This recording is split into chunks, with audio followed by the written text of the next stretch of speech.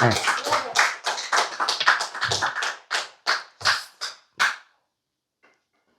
(50여 년) 전에요, 서울의 한 병원에서 사내 아이가 태어났습니다. 기독교 분위기에 유복한 가정에서 자라다 보니 많은 이들의 부러움을 샀지만은 정작 본인인 저는 많이 외로웠습니다. 삼형제 중에 장남으로 태어났는데 기독교 집안이다 보니까 평등을 중요시하기 때문에요, 제가 장남으로서 누릴 수 있는 것을 별로 못 누렸어요. 오히려 공부를 누가 더 잘하면 그 아이가 장남이 되는 그런 아주 불합리한 생활 속에서 제가 자랐는데, 그러니까 어떻게 했어요? 저도 피 터지게 공부를 했죠. 이제 그런 가정에서. 그리고 그 당시만 해도 형이 입던 것을 내려입는 그런 시대였는데, 저희는 유복하니까 삼형제를 다 백화점에 데려가서 옷을 사주니까 동생들이 긴장이 없어요. 긴장감이 없이, 뭐 엄마 어차피 우리 다 사주는데. 그러니까 또 학교를 가면은 그 전교 1등을 하는 친구는 항상 우울했어요. 왜 그러냐 그랬더니 자기는 전교 1등을 해도 집안에 큰 형이 반에서 10등 안에 겨우 들어도 그 형만 위한다는 거예요. 나는 반대잖아요. 장남인데도 공부를 잘해도 항상 긴장 속에 살아야 되는. 그런데 그러한 유복한 생활 속에서도 하나님은 계속 저한테 노크를 하고 있었더라고요. 근데 전혀 모르고 살죠. 근데 이제 하나님께 엎드리는 이제 사건이 생기는데요. 저희 아버님이 법대를 나오셨어요.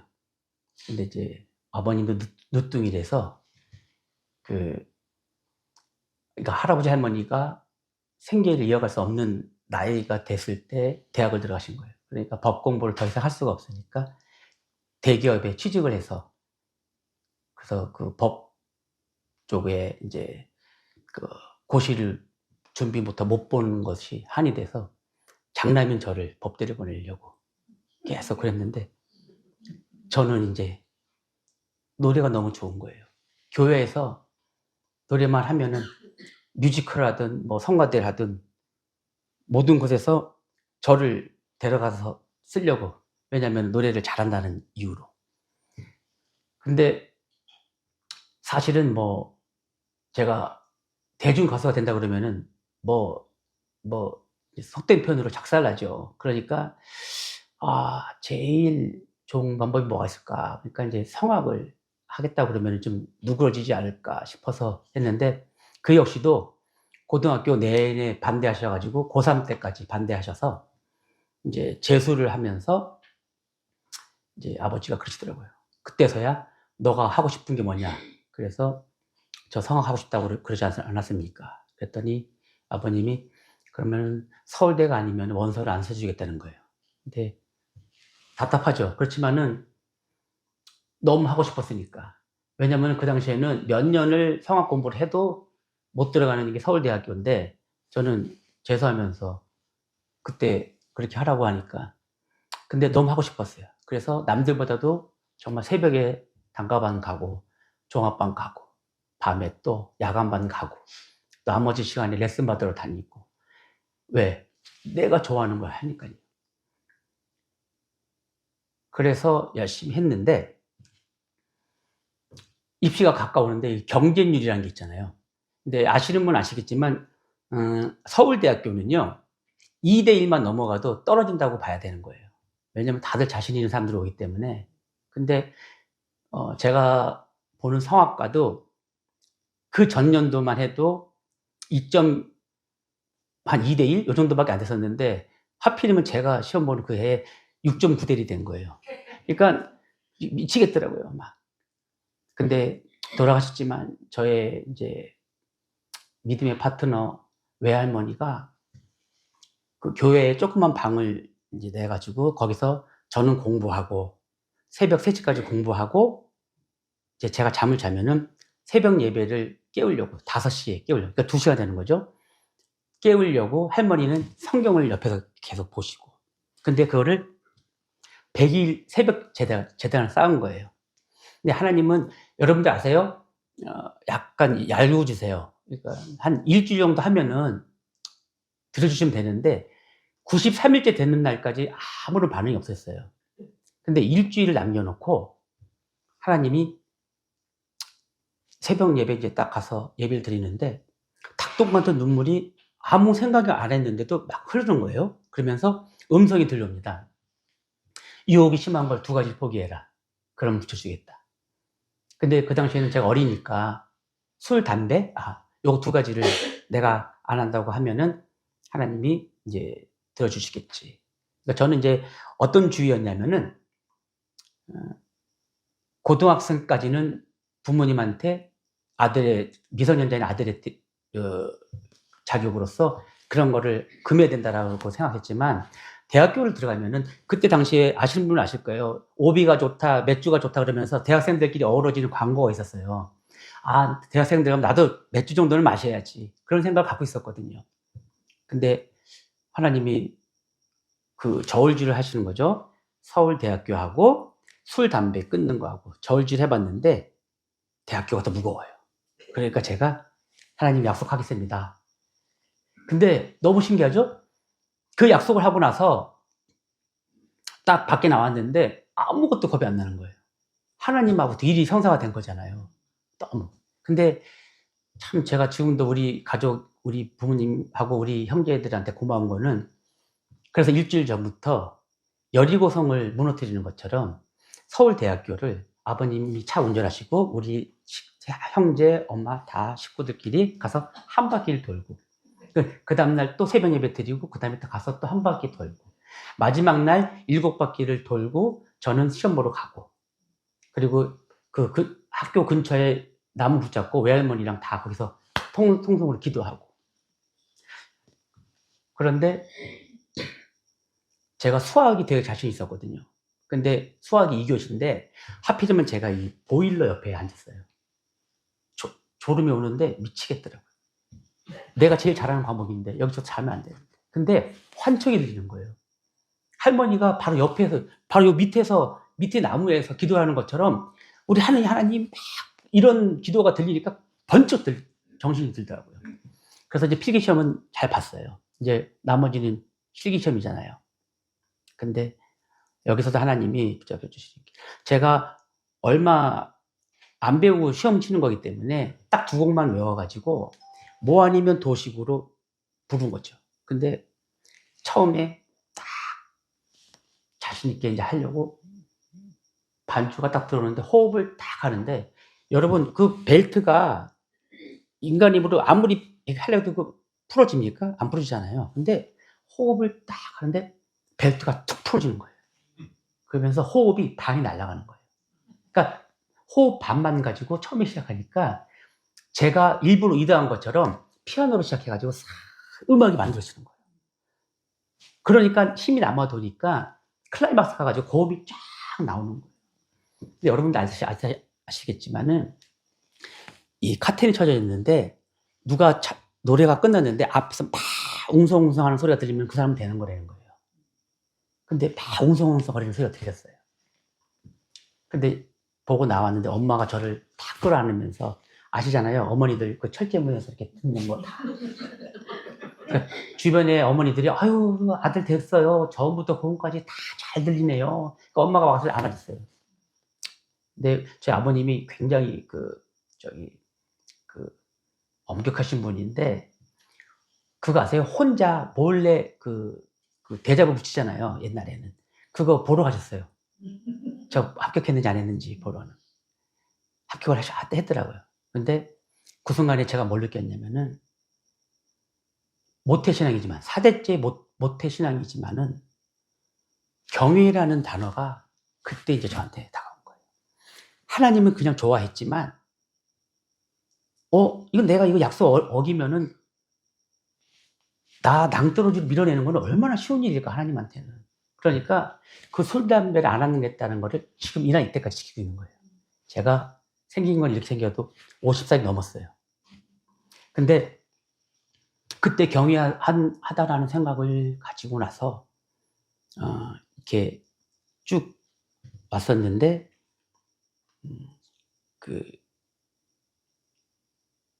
우리 아버지하고 어머니가 그때는 부유하게 우리를 이렇게 했지만은 저는 뭐에 감명을 받았냐면은 자식에게 재산을 물려주는 것보다 지혜를 넣어주려고 하는 그 몸부림을 저는 그때 알은 거죠. 그때 알아가지고 그리고 하나님한테 약속 하나 더 했어요. 하나님, 저 이 목을 세상에서보다 주님을 찬양하는 데 더 쓰겠습니다. 라고 얘기했습니다.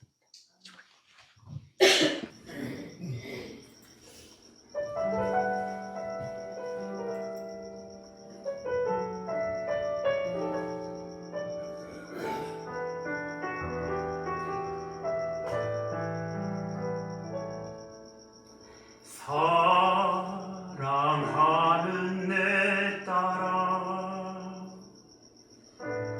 너의 자금도 내게 귀하다 너와 함께 걸어가는 모든 시간이 내겐 힘이라 사랑하는 아들아 내 연약함도 내겐 금이라 너로 인해 잃어버린 나의 양들이 돌아오리라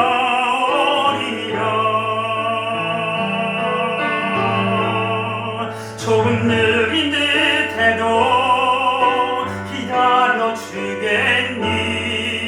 조금 더딘 듯해도 믿어줄 수 있니? 네가 가는 그 길 절대 헛되지 않으니 나와 함께 가자. 앞이 보이지 않아도 나가시겠니? 이해되지 않아도 살아내 주겠니? 너의 눈물의 기도 잊지 않고 있으니 나의 열심으로 이루리라.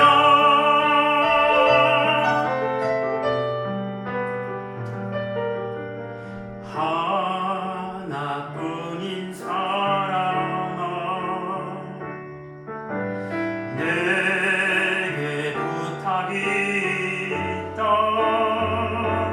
길 잃어 지친 영혼 돌아보라. 나의 품으로 안기려라. 조금 느린 듯해도 기다려주겠니? 조금 더딘 듯해도 믿어줄 수 있니? 네가 가는 그 길 절대 헛되지 않으니 나와 함께 가자. 앞이 보이지 않아도 나가주겠니? 이해되지 않아도 살아내 주겠니? 너의 눈물의 기도 잊지 않고 있으니 나의 열심으로 이루리라. 나의 믿음 주께 있네. 십자가는 여기 내 영광 되었네. 주께서 우리를 승리케 하셨네. 나의 능력 나의 소망 주께 있네.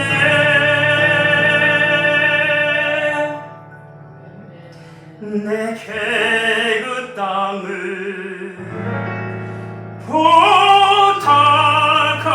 부탁한다.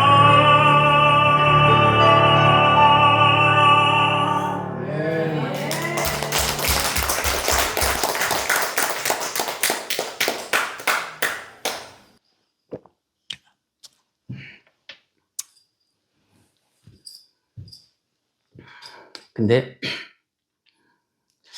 하나님은 제 생각에는요, 그 당시는 너무 억울했는데, 저희 부모님이 돈을 많이 버시니까 건축 헌금이며 11조를 천문학적으로 내셨어요. 그러니까 교회에서 아버님께 건축위원장을 시키려고 장로 직분을 주기 위해서 성경 공부를 시켰습니다.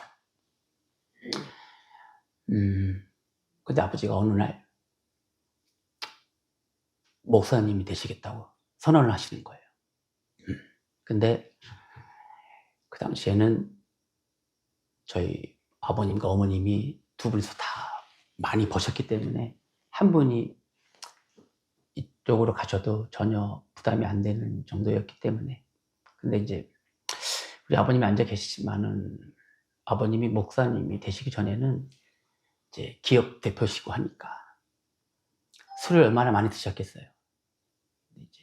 근데 어렸을 때 저에게는 이제 트라우마가 생긴 거죠. 뭐냐면은 술 마시고 들어오시면 기분이 좋으시니까 자고 있는 저희를 깨워요. 깨워서 다 이렇게 세워요. 삼형제를 다. 근데 저희는 그래서 그게 이제 너무 트라우마가 있고 그랬는데 아버님이 목사님 된다니까 우리 삼형제가 동시에 오케이. 그러면 술 안 마실 것 같으니까.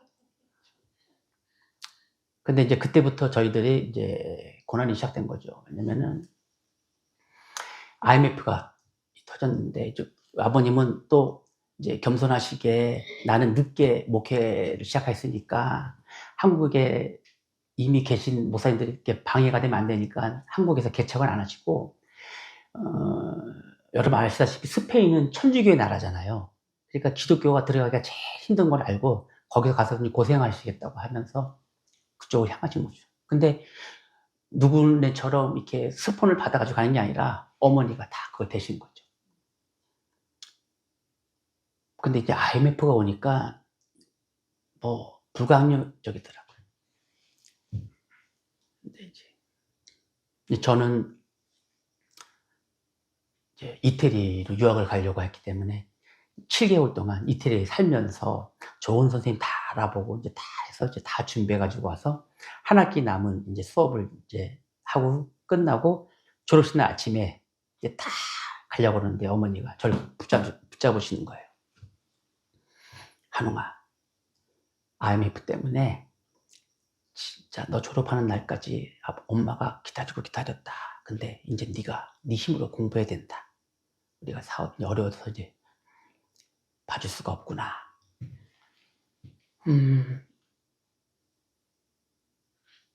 화도 많이 났죠, 그 당시에는. 근데 너무 창피한 거예요.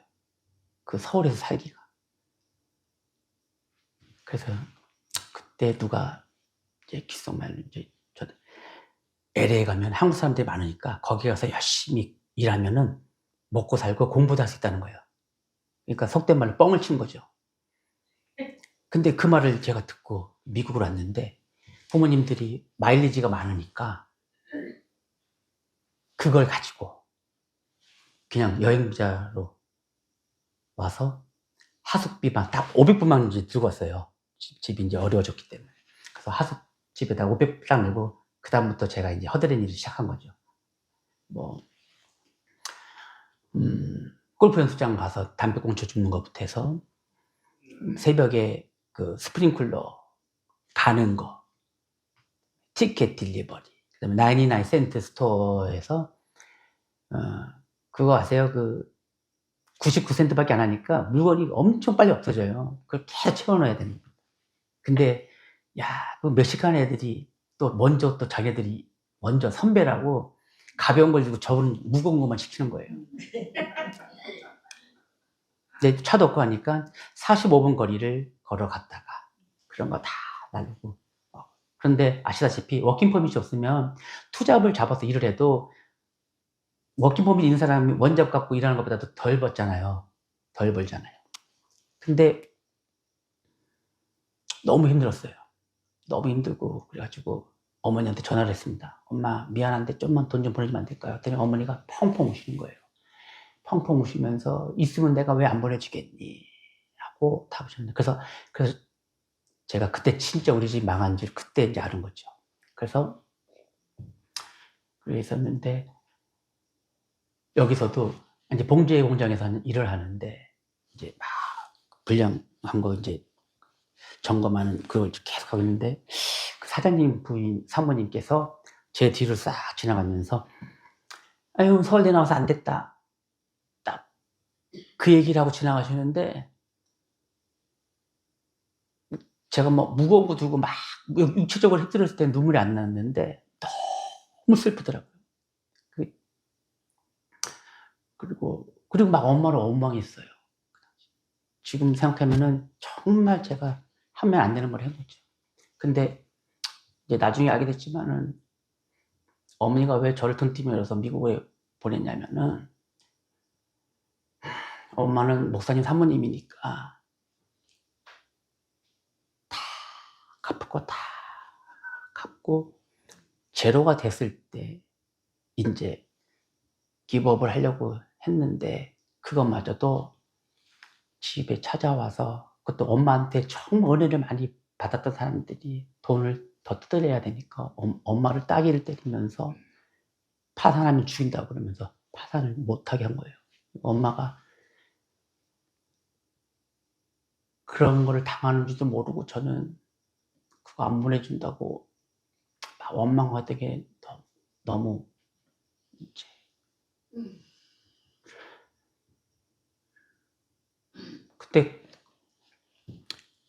그때는 제가 못 깨달았어요.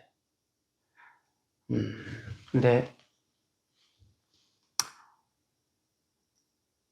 지금 생각하면 어머니가 사모로서의 그 대응, 다 누구는 아직도 저희를 그렇게 생각하는 사람이 있어요. 그 전에 미리 다 빼달려가지고 호의호식하고 살겠지라고 생각하는데, 그러니까 어머니는 사모라는 그 직분 때문에 제로가 될 때까지 다 하고 그런 거거든요.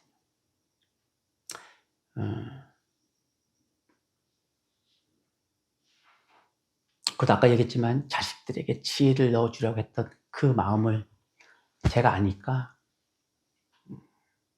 지금도 우리 아들들이 쿠사리를 주고 이렇게 하는 건 있지만은 그래도 효자 아니에요? 물려주는 거 아무것도 없는데 그 부모님 요새 누가 모시는 사람 있어요? 없잖아요. 오히려 그런 부모라도 보험 들어가지고 산으로 데려가서, 한국에는 그런 거 너무 많아요. 그래도 장난같이 얘기하죠. 엄마, 우리는 그래도 효자야. 우리 물려받을 거 없는데도 우리는 계속 용돈 보내주고 우리 그러잖아. 네, 그래서 제가 이번에는 저희 어머님을 모시고 같이 어머니랑 듀엣으로, 그래서 우리 어머니 고맙다고 해서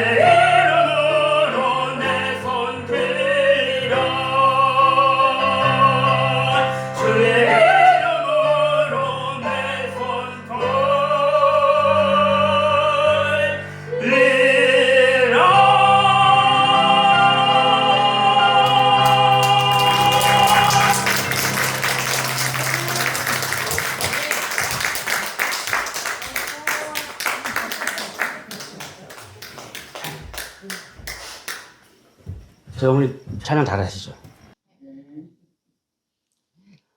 음, 이제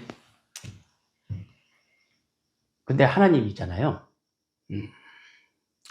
좀 됐다 싶으면은 더 중한 고통을 더 주시더라고요. 근데 그 왜 그러냐면 제가 하나님을 몰라서 그런 거예요. 하나님을 알면은 정말 간단한 문제였는데 하나님을 모르니까 그냥 4대째 기독교 집안이라는 모태신앙이라는 것 때문에 우쭐해서 누구보다 하나님을 잘 아는 척 한 거였어요.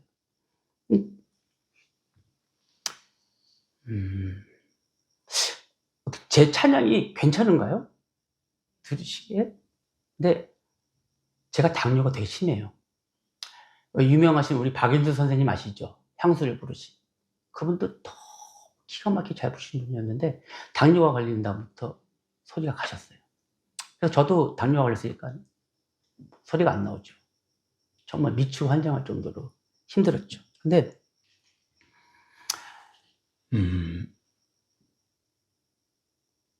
제가 이제 여기서 살다가 너무나 마음 아프게 성가대 대장, 성가대 총무 이런 분들한테 사기를 당해요. 못 있겠더라고요. 그래서 저는 하나님이 한국을 가라고 하는 것 같아서 이제 한국에 가서 마지막 열정을 태우기 위해서 한국을 갔죠. 근데 한국에 갔는데 더 힘든 거예요. 더 고생하는 거예요. 그 고시원에서 있으면서 그 다음 주에 고시원비를 못 낼 경우가 돼서 이제 쫓겨나야 되는 그런 판국이 됐는데 하나님이 저에게 제 몸속에 메트로놈이라는 그런 기능을 탑재를 해주셨기 때문에 제가 노력하고 제가 의도하는 것보다 지휘를 잘하더라고요. 그러니까 성가대 지휘를 하면서 근데 또 제가 신앙적으로 이렇게 젊은이들을 많이 이렇게 간증하면서 하니까 8명이었던 찬양대원이 56명으로 늘어난 거예요. 그러니까 담임 목사님께서 그걸 보시고 어른 성가대 큰 곳을 맡기신 거예요. 그러니까 그거를 제가 맡으면서 고시원비가 해결이 되는 거죠. 근데 참 신기하잖아요. 일주일 안 되었는데. 그런데 그 어른 성가대를 맡고 나니까 그 성가대원분자 한 분이 잠실에 집을 가지고 있어가지고 그 월세를 내는 걸 하고 계셨는데 지휘자라고 보증금도 안 받고 너무나 싼 가격에 가스비, 전기비 다 대주시고 빨래도 해주시고 당뇨가 걸렸다고 하니까 냉동실에 밥 하나하나 한 공기 그 현미밥이라고 하잖아요. 그걸 해가지고 그게 하나가 없어지면 하나 채워놓고 그러니까 성가대 지휘자인데도 사역자인 것처럼 이렇게 대접을 해주시는 거예요. 그러니까 이런 거가 그냥 있겠어요? 그래도 나중에 알게 된 거지만은 제가 그 교회에서 새벽 예배를 드리다가 또 한 번 닭똥 같은 눈물이 흘리는데 뭐가 기억이 났냐면은 하나님 이 대학교에 붙여주시면 제가 세상보다 하나님께 더 찬양하는데 더 이 성대를 쓰겠다라고 한 그게 딱 생각이 나는 거예요.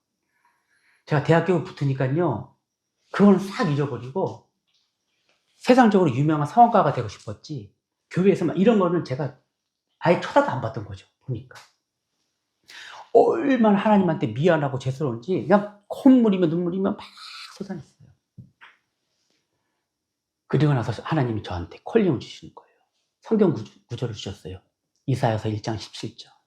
거기에 이제 중간에 보면은 고아를 위해서 신원하고 과부를 위하여 변호하게 하셨느니라. 그러니까 소년소녀 가장을 위한 교회 겸 학교를 세우라는.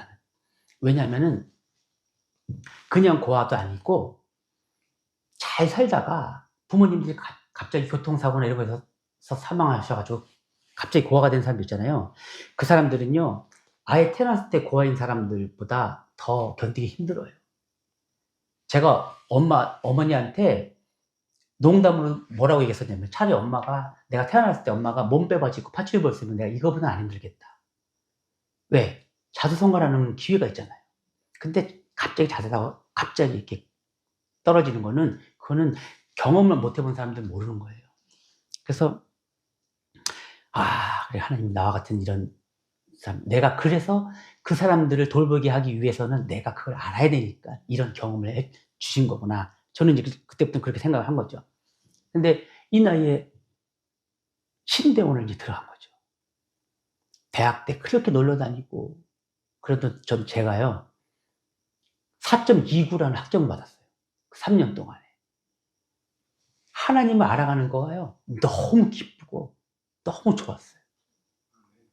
그래서 그 신대원에서 저는 딱 2가지를 얻었어요. 하나는, 목사라는 직업은 설교를 잘하기 위해서 우리가 신대원에서 공부를 해가지고 하는 그런 직업이 아니라, 그 목사의 삶을 하나님의 섭리로 인해서 인도되어져 온 성도들을 참다롭게 전도시키는 거가 목사님이 할 일이라는 거예요.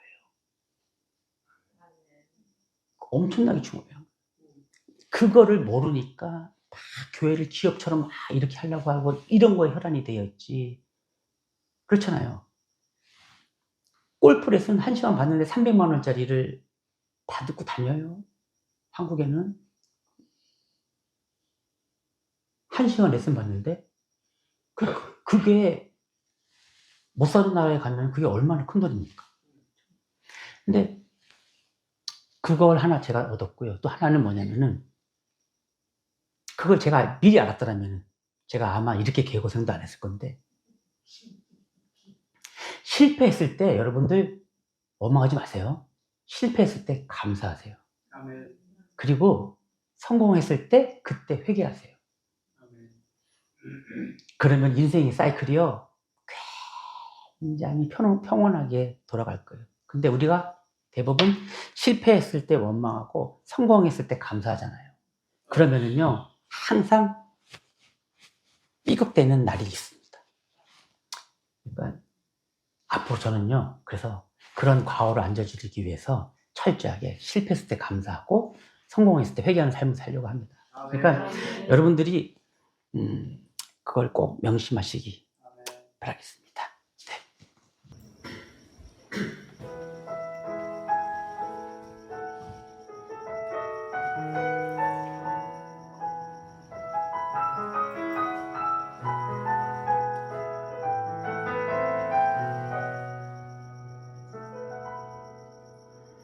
내 삶이 먼저였는지 주님이 먼저였는지 이제야 내 뒤를 돌아봅니다. 내 욕심만을 채우려 주 십자가의 보혈을 잊고 살았는지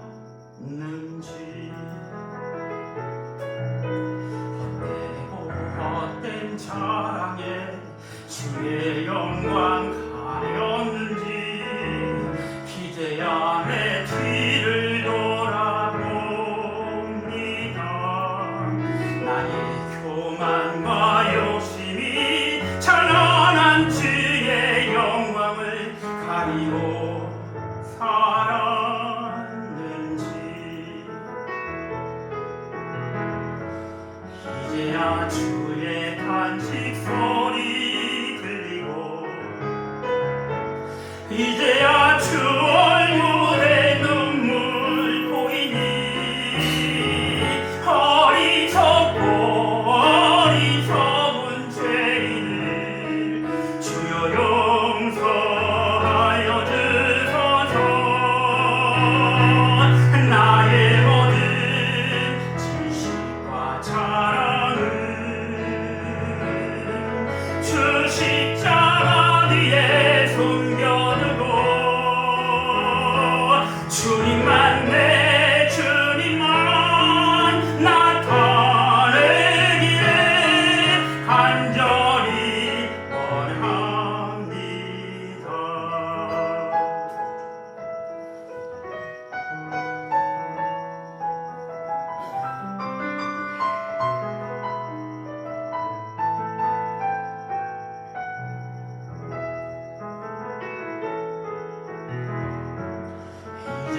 주의 탄식 소리 들리고 이제야 주 얼굴에 눈물 보이니 어리석고 어리석은 죄인을 주여 용서하여 주소서. 나의 모든 지식과 자랑은 주 십자가 위에 숨겨두고 주님만 내 주님만 나타내기에 간절히 원합니다. 나의 모든 지식과 자랑은 주 십자가 위에 숨겨두고 주님만 내 주님만 나타내기에 간절히 원합니다.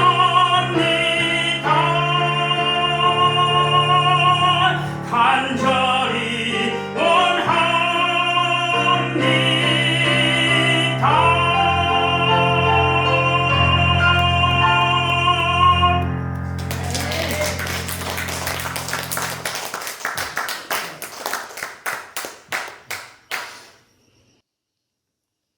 이렇게 회개를 했더니 이제 콜링을 주시잖아요, 하나님이.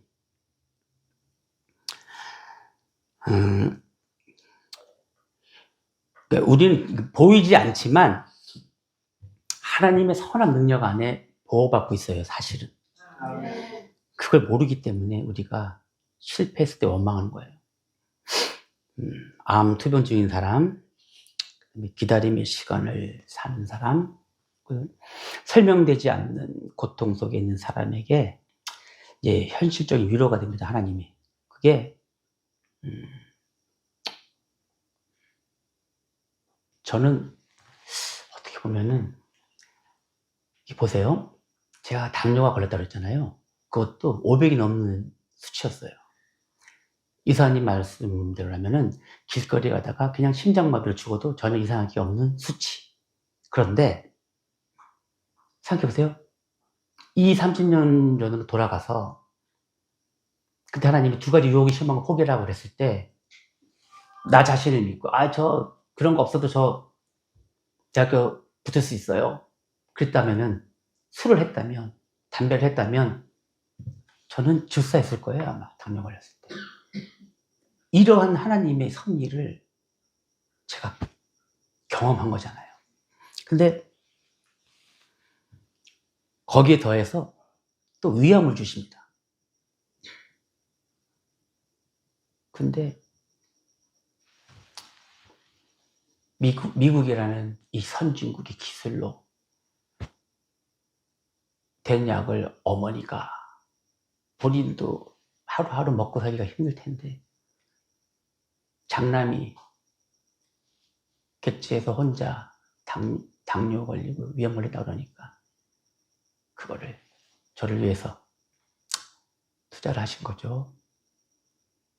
근데 저는 이런 게요, 하나님의 섭리가 아니면은 절대로 안 이루어진다고 생각하는 거예요.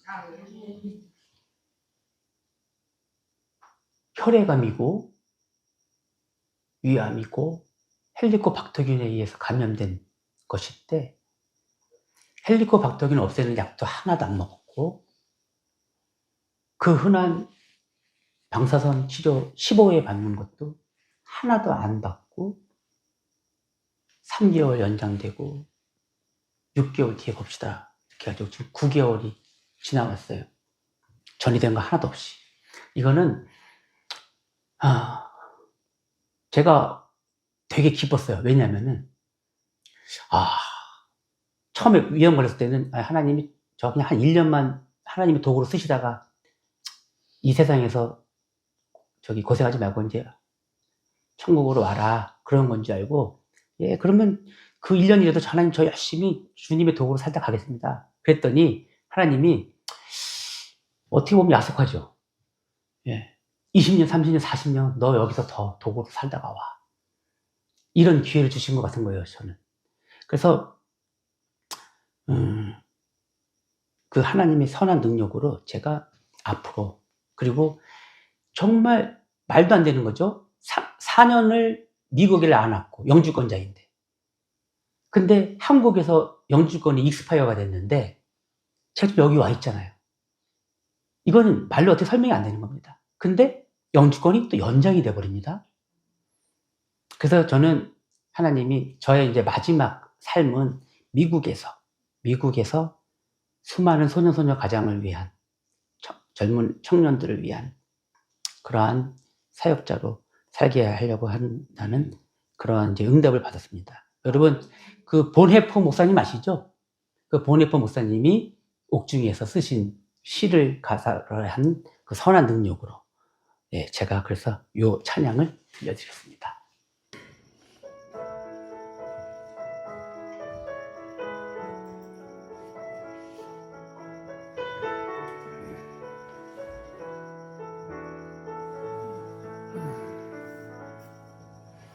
Von guten Mächten träumt still umgeben,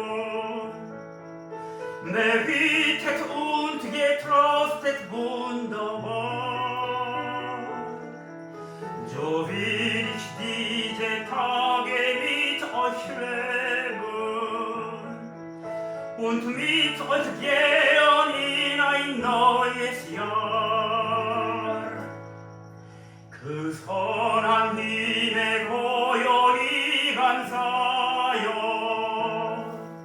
그 놀라운 평화를 누리며 나의 주님과 함께 걸어가네. 나 성령님과 새날을 여네.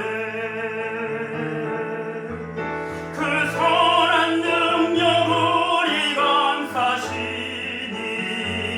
믿음으로 일어나리 기대하네. 주 언제나 우리와 함께 계셔. 하루 또 하루가 늘 새로워. 주께서 밝히신 작은 촛불이 어둠을 헤치고 타오르네. 그 빛에 우리 모두 하나 되어 온 우리에 비추게 하소서.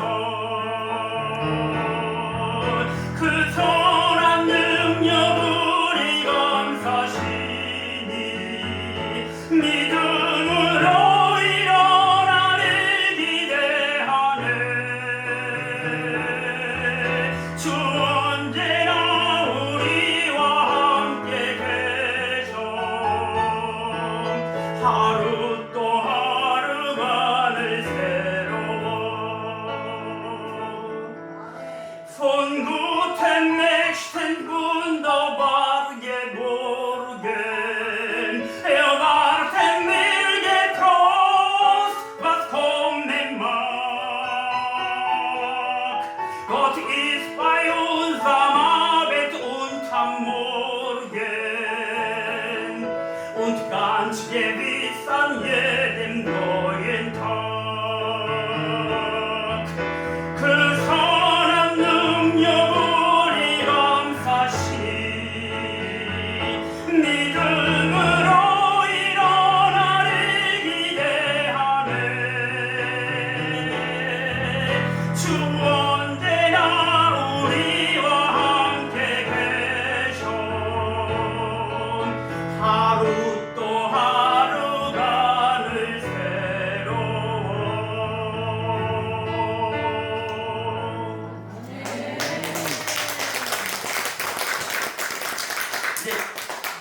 이제 마지막 다 됐습니다. 지금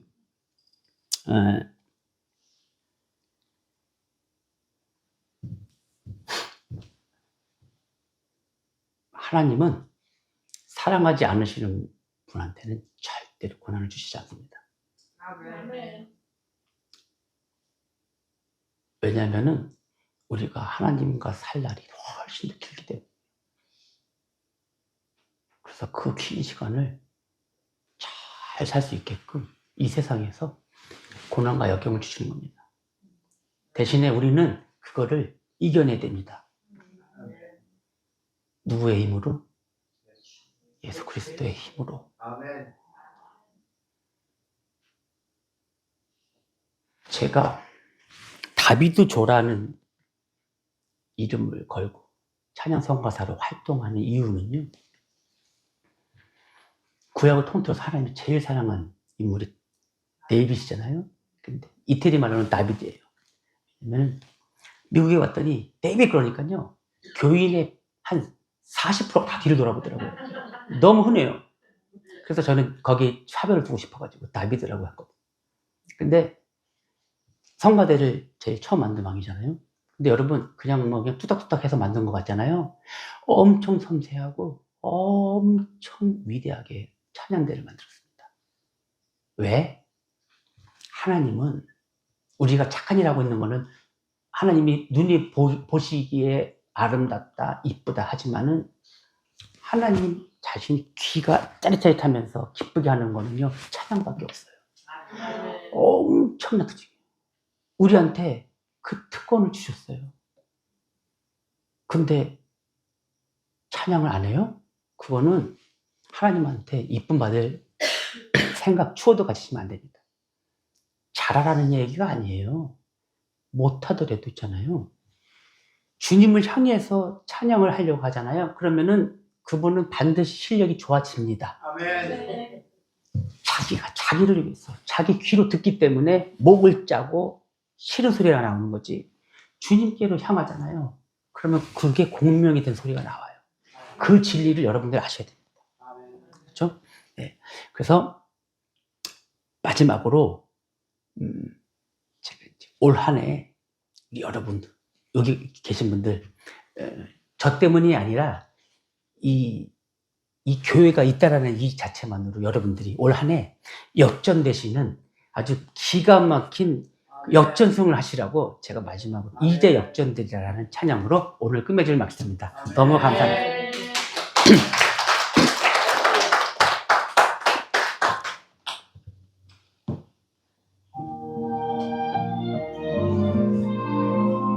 이거 아닌데요?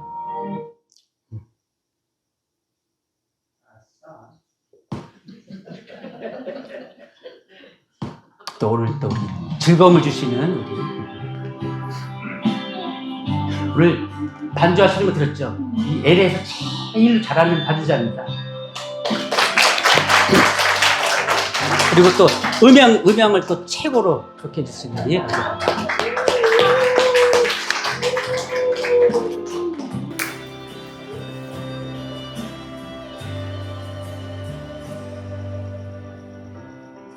기도를 멈추지 마라. 눈앞의 상황이 마음을 눌러도 원망치 마라. 너의 입을 지켜라. 저들은 너의 입을 보고 있다. 마음을 뺏기지 마라. 내가 널 도우지 않는다는 소리에 너의 모든 게 불리해도 너는 기도를 계속해라. 너 기도를 멈추지 마라. 내가 너의 그 모든 상황을 바로 역전시키니 너 기도를 멈추지 마라.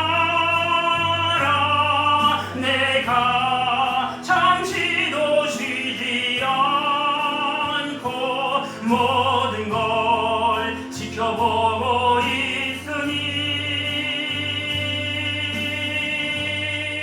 바로 역전되리라.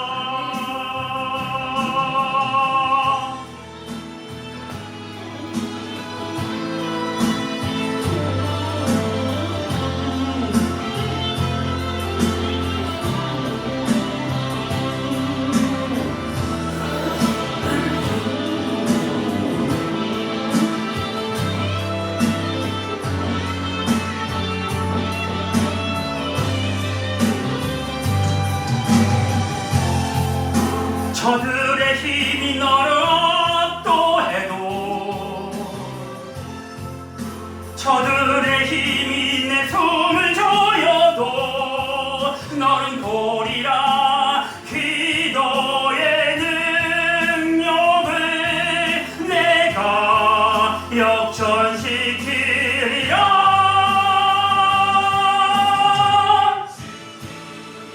너 기도를 멈추지 마라. 내가 너의 그 모든 상황을 바로 역전시키리니 너 기도를